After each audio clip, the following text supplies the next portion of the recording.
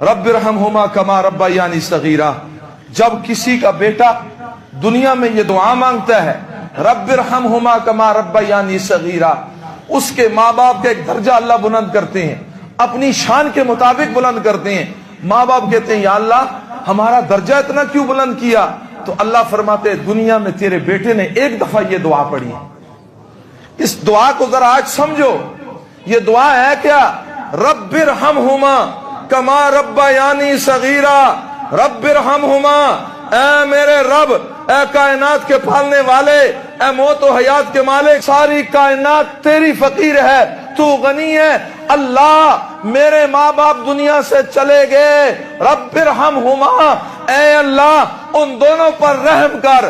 कैसा रहम करूं? कमा रब्बयानी सगीरा, उस तरह रहम कर जब मैं छोटा सा था, रात छा चुकी थी, मेरे पेट में दर्द हुआ, मैं रोने लगा, मेरी माँ भी नींद से उठ गई, मेरा बाप भी नींद से उठ गया। माँ सीने से लगाती है, बेटे को क्या हो गया?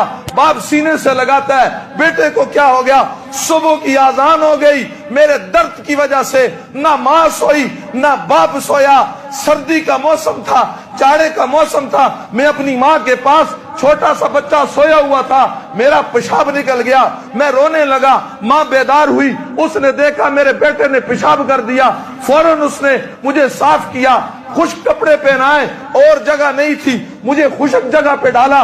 मेरी माँ ने सर्दी का मौसम उस पेशाब की जगह पर सारी रात सर्दी में गुजार दिया। जिस तरह बचपन में मेरी माँ की ममता ने मुझ पर रहम किया, करम किया, मुझसे मोहब्बत की, मेरे साथ नाजो अंदाज और मेरे नखरे उठाए, रब्बा आज वो कब्र में चले गए, रब्बा तू उन पर भी ऐसे ही रहम फरमा।